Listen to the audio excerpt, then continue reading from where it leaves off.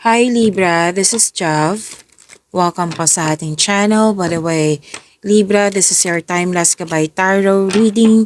Gamitin ang reading na ito bilang gabay lamang, tandaan Libra. Ito po ay general reading.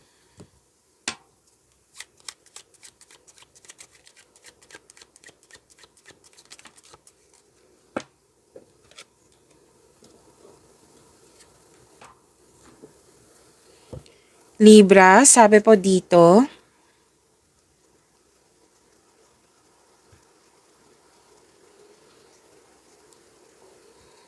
may success, may naabot kayo, attainment, may pinoprotektahan, may magandang balita po may magandang ganap sa inyong investment, at you're believing in a positive outcome. At sinabi naman ng card nyo dito na all is possible. So kung ano man tong iniisip mo ngayon, may pag-asa po. Okay? Naghihintay ka dito may pag-asa. You're believing in a positive outcome, and sinabi nga ng card, all is possible through faith.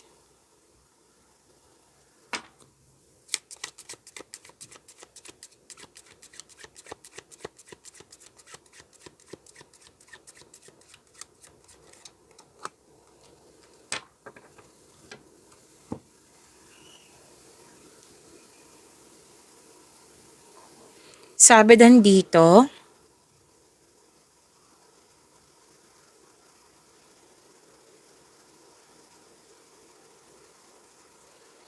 na maging matatag.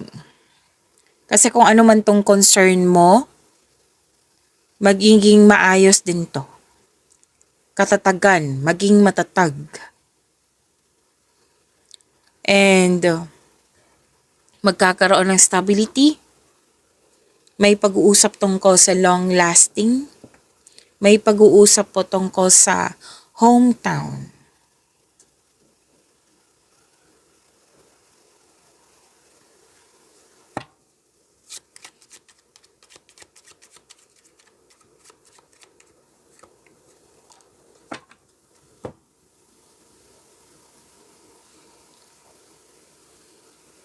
Okay, ingat lang po kasi may nakita ko dito nagsinungaling sa iyo.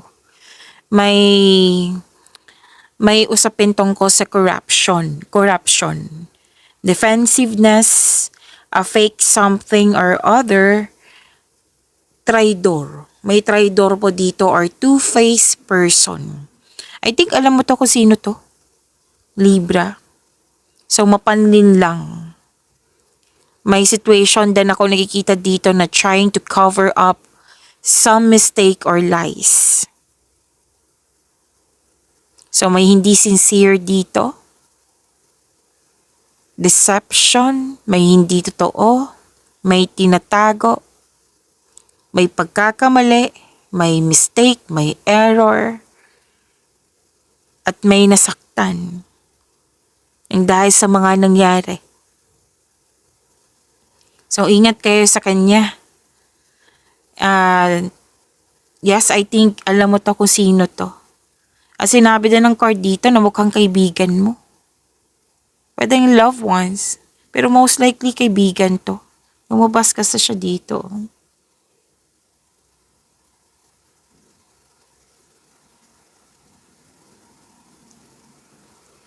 Makaka-receive ka ng positive news. Pwede din po na pumunta ka sa kaibigan mo ngayon, sa place ng kaibigan mo, para humingi ng comfort.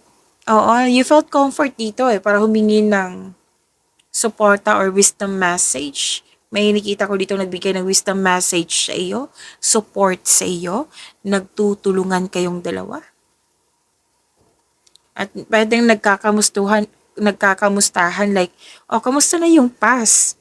At sinabi mo dito, ayun, natanggap ko na, may natutunan na ako sa mga nangyari. Natanggap ko na yung rejection. Kasi may rejection po dito So nagkaroon ka ng time sa friend mo, oo. Most likely female friend ito. Pwede din loved ones ha. Loved one na malapit sa'yo.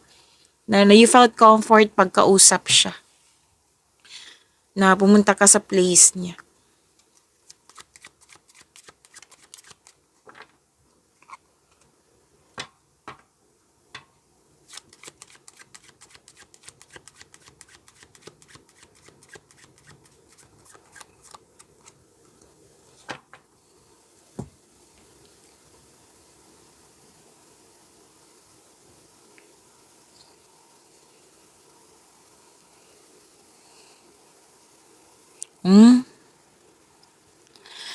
Libra, pwedeng na-provoke kayo dito.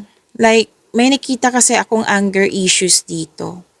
Na-provoke, na-annoyed, bad mood, or nagkaroon ng frustration or possessiveness. May envy, may selos, inggit akong nakikita dito.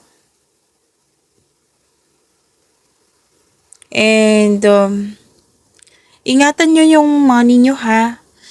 Kasi, pwedeng nangyari na to sa nakaraan. Kasi may nakita kong energy dito na nangyari na sa nakaraan.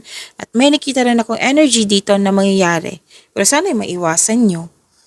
Na sinabi ng card dito na ingatan ang kaperahan. Kasi may nakita kong loss of money nga. Pwedeng nawala, kinuha, na damage, nagasta, or ninakaw. Okay?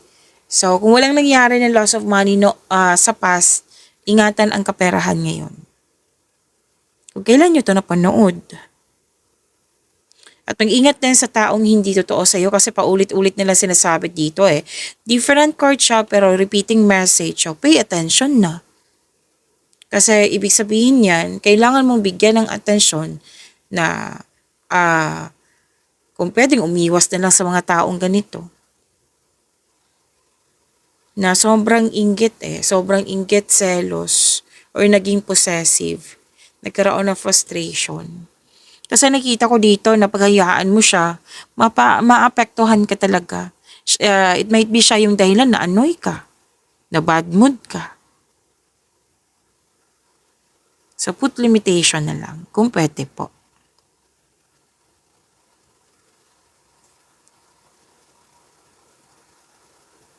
Kasi ilang beses lumabas dito,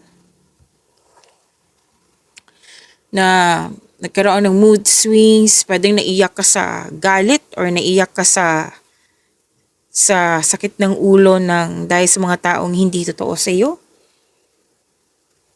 Na upset, disappointed eh. Pero kung depression to, seek help ha, Libra. This shall pass. Ma-offer ka mo rin to, sabi ng yung court. This is a temporary state of mind. Kailangan mo lang itong i-process. Huwag mo hayaan na makulong kayo or let's say, para kayong nawala ng freedom, di ba? So, kailangan palayain mo yung sarili mo. Make change.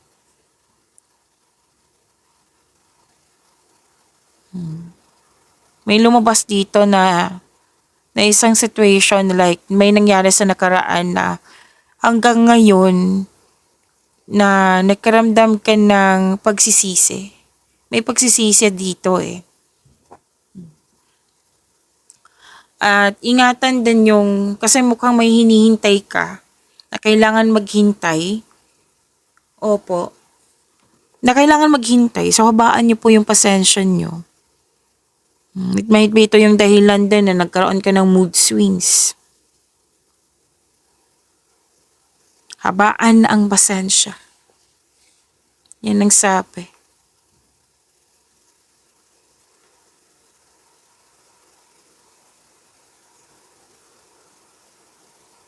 Pero may nakita ko dito na magiging happy ka kasi may social event, wedding, baby shower, any kind of celebration.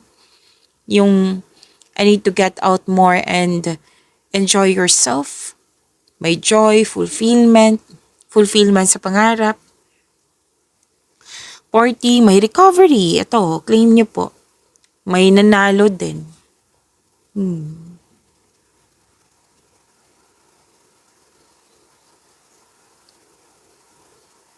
Ito ha, may nakita kasi ako ditong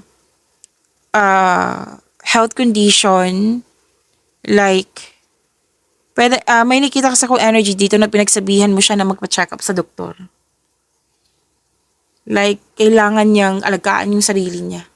Pwede din po ikaw yung nakatanggap ng advice na magpa-check up sa doktor, nalagaan ang sarili. Pwede din po may energy dito ng isang doktor. May doktor dito na Libra. Again, may energy akong ikaw yung nag-advise na magpa-check up, na alagaan ng sarili. Like, oh, madali kang mapagod. Kailangan mo ng vitamins. So, pa-check up ka sa doktor kung ano yung tamang vitamins mo.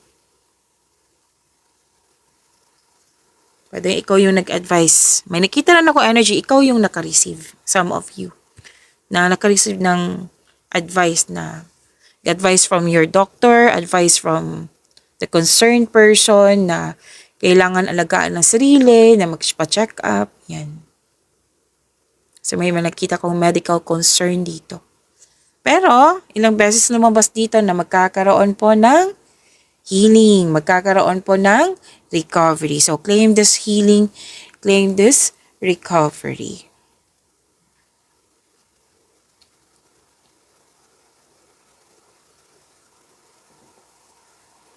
May sabi din dito na a fresh start, a new start.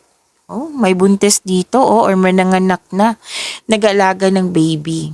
Tapos may gagawin kayo dyan, ang ilan sa inyo, may gagawin kayo dyan na bago. Like, bago kayong pasok sa relationship, sa trabaho, kakasimulan nyo lang sa proyekto. May na-miss kayo sa nakaraan, oh. Maaari din na may bago kayong kaibigan or bagong kasamahan dyan na magaan ang loob mo sa kanya. Pwede din po, may nakita ko ditong energy na nagkaroon ka ng time sa mga bata, sa inner child mo, nagkaroon ka ng bagong gamit, nagkaroon ka ng bagong pet na nagbigay ito ng pampers sa iyo. May nakita rin akong growth dito.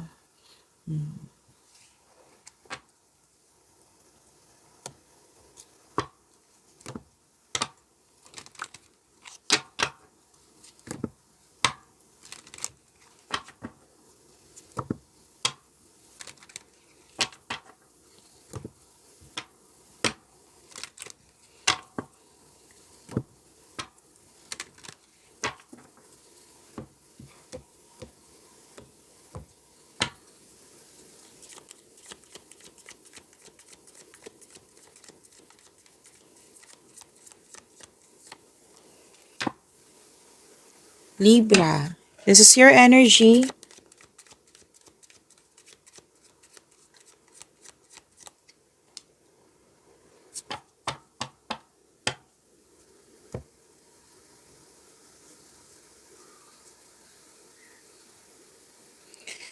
Okay, Libra, maraming salamat po sa mga hindi nag-skip ng ads. Subscribe na po kayo sa ating channel at click bell notification para updated po kayo sa reading natin. Para po sa mga gusto magpa-reading po, comment po kayo ng personal reading and check my reply sa comment section.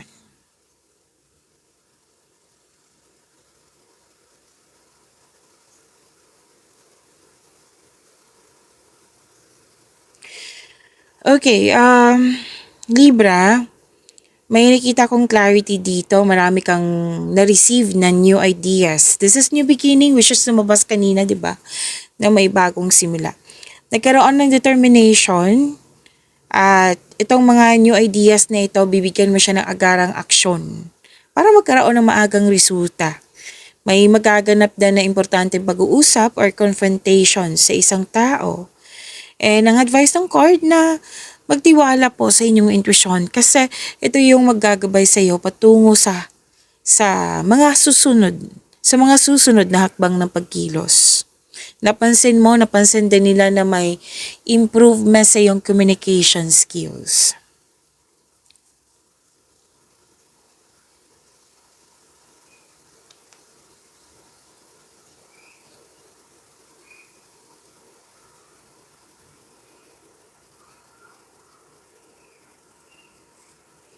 Okay, makaka-receive kayo ng love messages, sweetness, gentleness, You're showing your kindness to everyone na malakas din yung intuition mo. May matatanggap kang mensahe galing sa isang unexpected sources. Pwede itong galing sa isang tao na mas bata pa sa iyo, or pwede din po ito yung intuition mo. May nakita rin ako ditong energy na may gustong mag-reach out sa iyo. Gusto niyang humingi ng sorry. Makaka-receive po kayo ng magandang balita.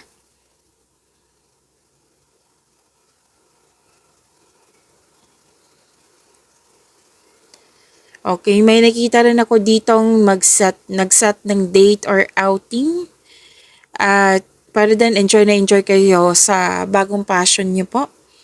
At andito pa rin opportunities itong dalawang card na ito.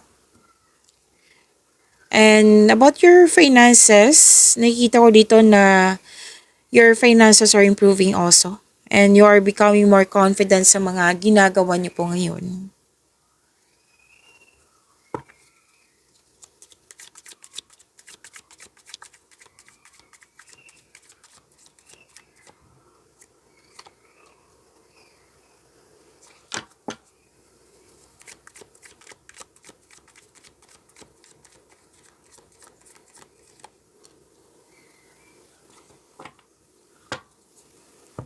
Sa career and money mo, wow, maapaw na blessing. So, Libra.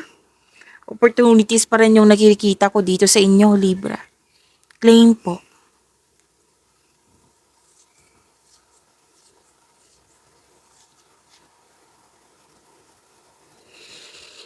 Okay, opportunities, diba? Oo. Or new source of income. May nakita rin akong job opportunity dito. Na itong mga pagkakataon na ito, Libra, makaka-enhance po ito sa inyong kaperahan. Huwag mong palampasin ang pagkakataon na ito. At dalawang card na mismo nagsabi dito na enjoy ka sa mga ginagawa mo. Magaan kasama yung mga katrabaho mo po.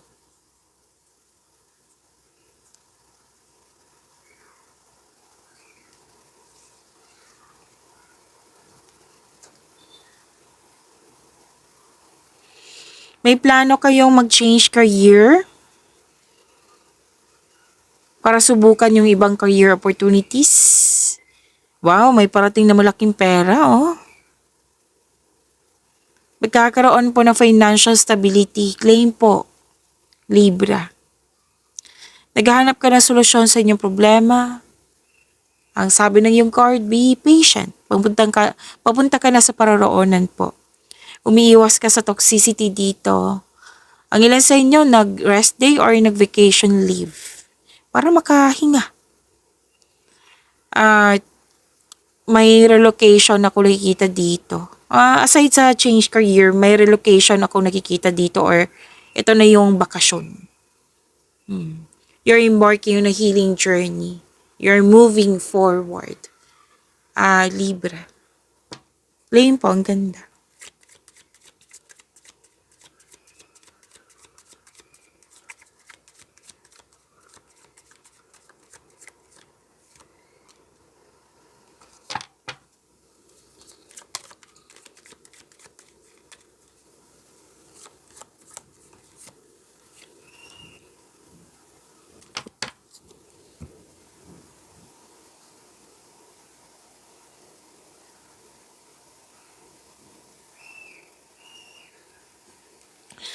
Okay,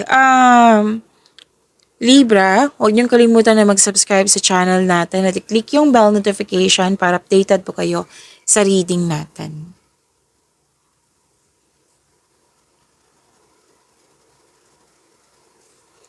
Sa love life, self-love, partnership, and romance, sa mga single po, parating na ideal partner mo. Oo. At take things slow, kilalanin mo muna kasi mukhang mabilis to eh. Mabilis ang pagpasok sa relasyon. Oo, na sinabi ng card dito na kasi excited ka. Sabi ng card, take things slow, kilalanin mo muna. Kung pwede po. Sa mga relasyon sa buhay mag-asawa, may pangyayaring aminan, posibleng proposal po to. Project, pwede. Sa mga relasyon to, pwedeng proposal to na literal like engagement. May kasal na mangyayari.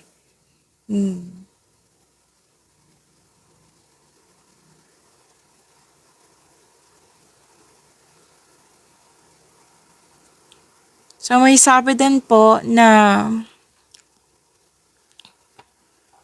yung parating sa inyo sa mga single dyan, very matalino siya, matagumpay sa buhay.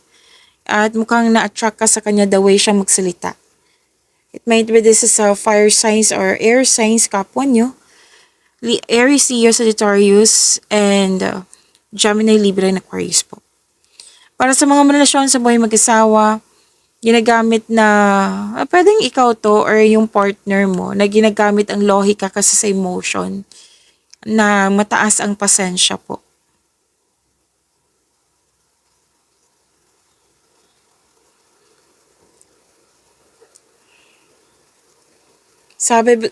Sabi po na sa mga single, maaaring matagpuan mo siya through friends connection. Para sa mga marelasyon, sa buhay mag-asawa, may date or group date. Maaari din monthly ito or anniversary.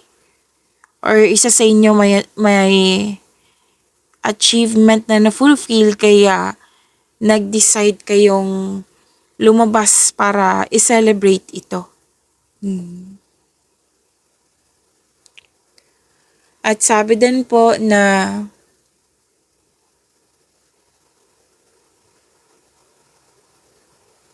okay, may nagawa or may nasabi yung person mo or yung taong malapit sa'yo.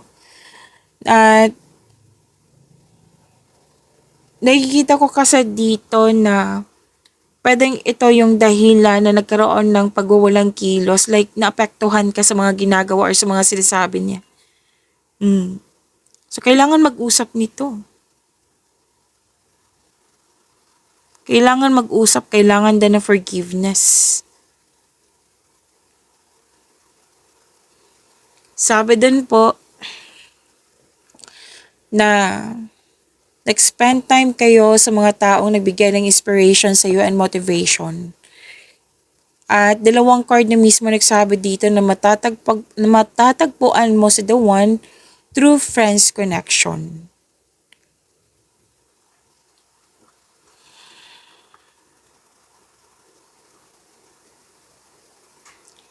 Para sa mga relasyon sa buhay mag-asawa, mas mag-grow pa ang inyong relasyon. May plano nga kayo mag-travel or mag-decorate ng bahay. At sabi dito na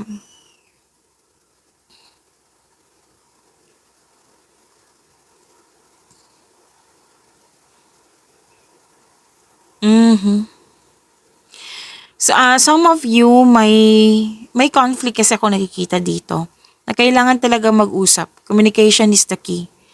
Like, may nakita kasi ako dito, isa sa inyo na hindi nakikinig. Like, nagsasalita ka siya, hindi siya nakikinig. Nagsasalita siya, hindi ka nakikinig. Like, sabay-sabay kayo nagsasalita. Paano kayo magkakaintindihan yan? So, sabi ng card na kailangan give and take. Kung ano man tong kinakaharap niyong challenges, huwag kayong mag-alala kasi nakikita ko naman dito na ma-overcome niyo po ito.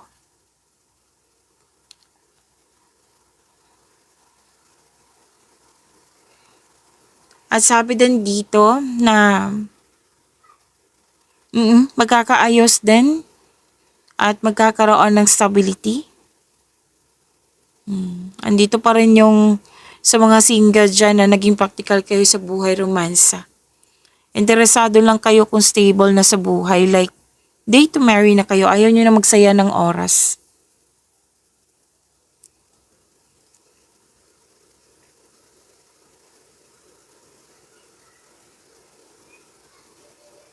Okay, so yung parating sa inyo, financial stable, sobrang generous, na na-reach na niya yung financial maturity, pwede din partner nyo to. Sa mga single, stability pa rin nakikita dito. Sense of stability. Na gusto nyong bumili ng properties, magtayo ng bahay, bago pumasok sa relasyon.